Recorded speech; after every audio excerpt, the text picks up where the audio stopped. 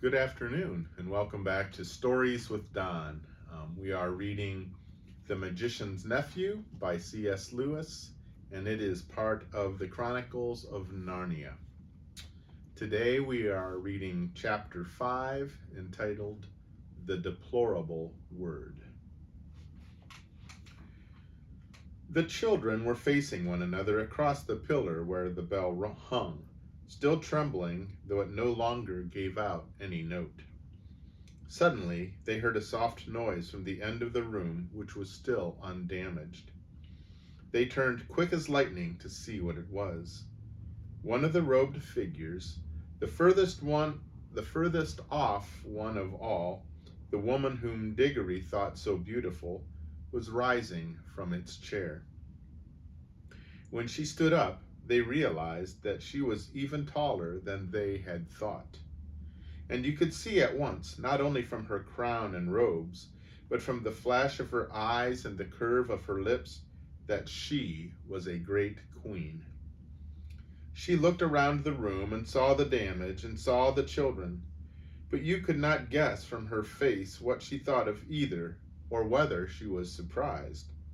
She came forward with long, swift strides. "Who has awaked me? Who has broken the spell?" she asked. "I think it must have been me," said Diggory. "You," said the queen, laying her hand on his shoulder, a white, beautiful hand, but Diggory could feel that it was as strong as steel pincers. "You? But you are only a child, a common child. Anyone can see at a glance that you have no drop of royal or noble blood in your veins. How did such as you dare to enter this house?" "We've come from another world by magic," said Polly, who thought it was high time the queen took some notice of her as well as Diggory. "Is this true?" said the queen, still looking at Diggory and not giving Polly even a glance. "Yes, it is," said he. The queen put her other hand under his chin and forced it up so she could see his face better. Diggory tried to stare back, but soon he had to let his eyes drop. There was something about hers that overpowered him. After she had studied him for well over a minute, she let go of his chin and said, "You are no magician. The mark of it is not on you. You must be only the servant of a magician. It is on another's magic that you have traveled here." "It was my Uncle Andrew," said Diggory. At that moment, not in the room itself, but from somewhere very close, there came, first a rumbling, then a creaking, then a roar of falling masonry, and the floor shook. "There is great peril here," said the queen. "The whole palace is breaking up. If we are not out of it in a few minutes, we shall be buried under the ruin." She spoke as calmly as if she had been merely mentioning the time of the day. "Come," she added, and held out a hand to each of the children. Polly, who was disliking the queen and feeling rather sulky, would not have let her hand be taken if she could have helped it. But though the queen spoke so calmly, her movements were as quick as thought. Before Polly knew what was happening to her, her left hand had been caught in a hand so much larger and stronger than her own that she could do nothing about it. "This is a terrible woman," thought Polly. "She's strong enough to break my arm with one twist, and now she's got my left hand, I can't get at my yellow ring. If I tried to stretch across and get my right hand into my left pocket, I mightn't be able to reach it before she asked me what I was doing. Whatever happens, we mustn't let her know about the rings. I do hope Diggory has the sense to keep his mouth shut. I wish I could get a word with him alone." The queen led them out of the Hall of Images and into a long corridor, and then through a whole maze of halls and stairs and courtyards. Again and again they heard parts of the great palace collapsing, sometimes quite close to them. Once a huge arch came thundering down, only a moment after they had passed through it. The queen was walking quickly. The children had to trot to keep up with her, but she showed no sign of fear. Diggory thought, "She's wonderfully brave and strong. She's what I call a queen. I do hope she's going to tell us the story of this place." She did tell them certain things as they went along. "That is the door to the dungeons," she would say. Or "that passage leads to the principal torture chambers." Or, "This was the old banqueting hall where my great-grandfather bade 700 nobles to a feast and killed them all before they had drunk their fill. They had had rebellious thoughts." They came at last into a hall larger and loftier than any they had yet seen. From its size and from the great doors at the far end, Diggory thought now at last they must be coming to the main entrance. In this he was quite right. The doors were dead black, either ebony or some black metal which is not found in our world. They were fastened with great bars, most of them too high to reach and all too heavy to lift. He wondered how they would get out. The queen let go of his hand and raised her arm. She drew herself up to her full height and stood rigid. Then she said something which they couldn't understand, but it sounded horrid, and made an action as if she were throwing something toward the doors. And those high and heavy doors trembled for a second as if they were made of silk, and then crumbled away till there was nothing left of them but a heap of dust on the threshold. "Whew," whistled Diggory. "Has your master magician, your uncle, power like mine?" asked the queen, firmly seizing Diggory's hand again. "But I shall know later. In the meantime, remember what you have seen. This is what happens to things and to people who stand in my way." Much more light than they had yet seen in that country was pouring in through the now empty doorway, and when the queen led them out through it, they were not surprised to find themselves in the open air. The winds that blew in their faces was cold, yet somehow stale. They were looking from a high terrace, and there was a great landscape spread out below them. Low down and near the horizon hung a great red sun, far bigger than our sun. Diggory felt at once that it was also older than ours, a sun near the end of its life, weary of looking down upon that world. To the left of the sun and higher up there was a single star, big and bright.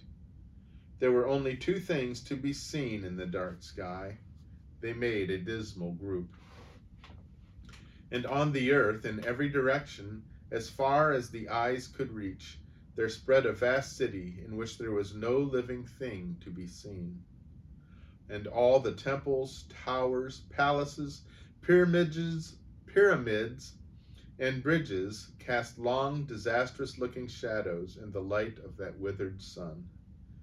Once a great river had flowed through the city, but the water had long since vanished, and it was now only a wide ditch of gray dust. "Look well on that which no eyes will ever see again," said the queen.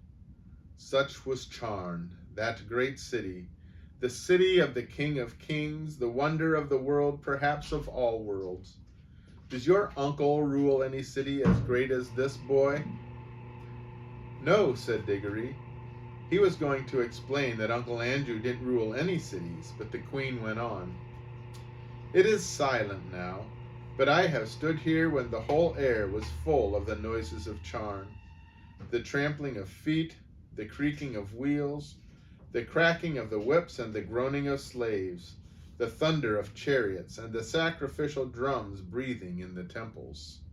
I have stood here, but that was near the end, when the roar of battle went up from every street and the river of Charn ran red." She paused and added, "All in one moment. One woman blotted it out forever." "Who?" said Diggory in a faint voice, but he had already guessed the answer. "I," said the queen. "I, Jadis, the last queen. but the queen of the world. The two children stood silent, shivering in the cold wind. It was my sister's fault, said the queen. She drove me to it. May the curse of all the powers rest upon her forever. At any moment I was ready to make peace.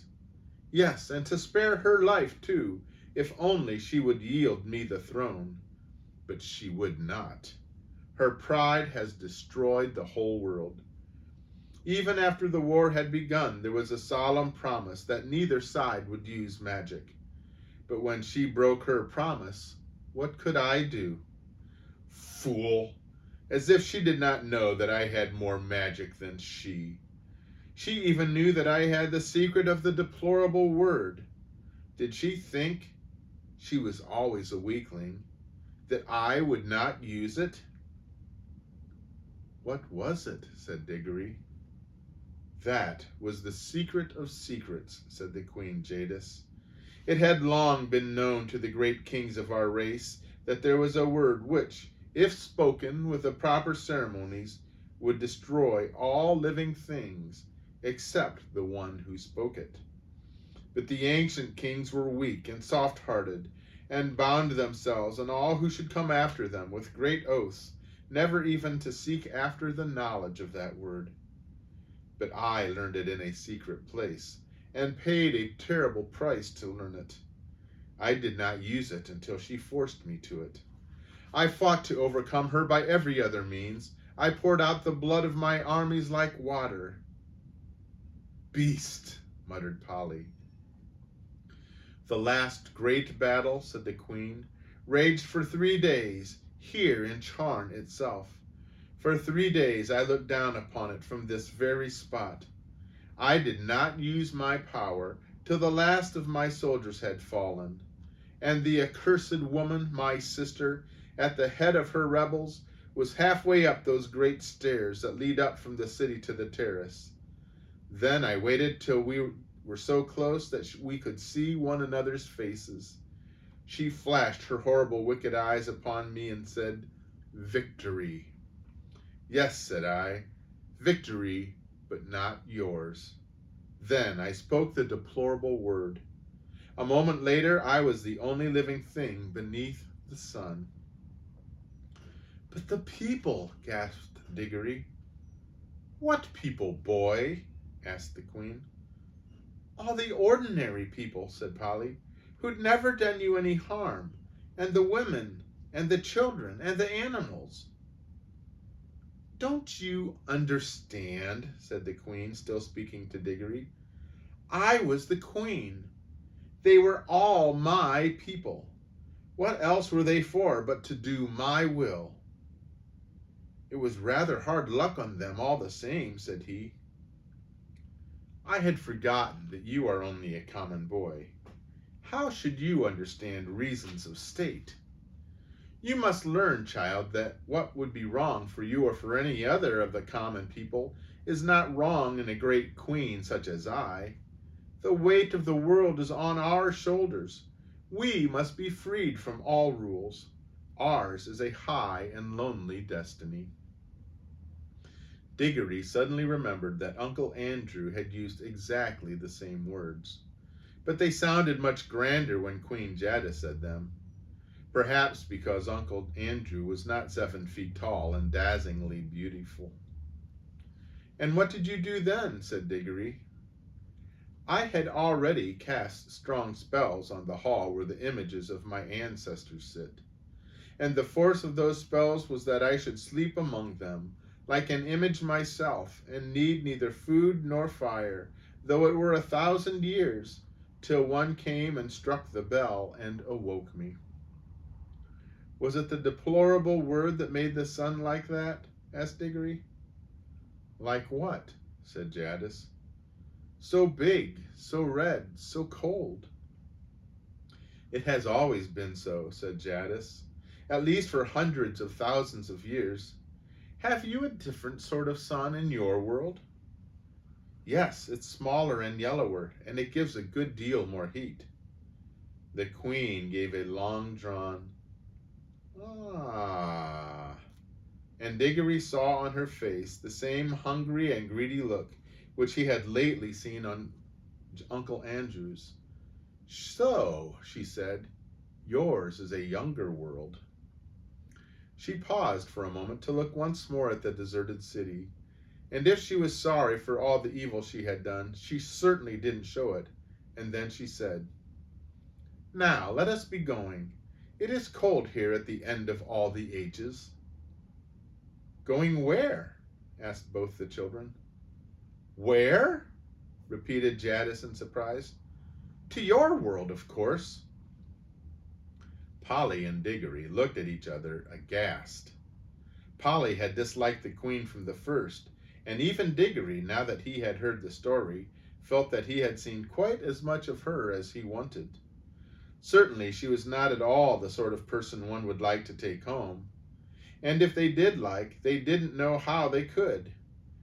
What they wanted was to get away themselves, but Polly couldn't get at her ring, and of course Diggory couldn't go without her. Diggory got very red in the face and stammered, "Oh, our world. I didn't know you wanted to go there." "What else were you sent here for, if not to fetch me?" asked Jadis. "I'm sure you wouldn't like our world at all," said Diggory. "It's not her sort of place, is it, Polly? It's very dull, not worth seeing, really." It will soon be worth seeing when I rule it," answered the Queen. "Oh, but you can't," said Diggory. "It's not like that. They wouldn't let you, you know." The Queen gave a contemptuous smile. "Many great kings," she said, "thought they could stand against the house of Karn. But they all fell, and their names are forgotten. Foolish boy, do you think that I, with my beauty and my magic, will not have your whole world at my feet before a year has passed? Prepare your incantations and take me there at once." "This is perfectly frightful," said Diggory to Polly. "Perhaps you fear for this uncle of yours," said Jadis. "But if he rules me duly, he shall keep his life and his throne. I am not coming to fight against him. He must be a very great magician if he has found how to send you here. Is he king of your world or only of part?" "He isn't king of anywhere," said Diggory. "You are lying," said the Queen. "Does not magic always go with the royal blood? Who ever heard of common people being magicians? I cannot see the truth whether you speak it or not. Your uncle is the great king and the great enchanter of your world, and by his art he has seen the shadow of my face in some magic mirror or some enchanted pool, and for the love of my beauty he has made a potent spell which shook your world to its foundations, and sent you over the vast gulf between world and world to ask my favor and to bring me to him. Answer me, is that not how it was?" "Well, not exactly," said Diggory. "Not exactly!" shouted Polly. "Why, it's absolute bosh from beginning to end." "Minions!" cried the Queen, turning in rage upon Polly and seizing her hair at the very top of her head where it hurts most. But in doing so, she let go of both the children's hands. "Now!" shouted Diggory. "And quick!" shouted Polly. They plunged their left hands into their pockets. They did not even need to put their rings on. The moment they touched them, the whole of that dreary world vanished from their eyes. They were rushing upward, and a warm green light was growing nearer overhead. And that is the end of that chapter. An exciting end to the chapter, I would say, wouldn't you? Well, I hope you have a good afternoon, that you are well, and may God bless you. Goodbye.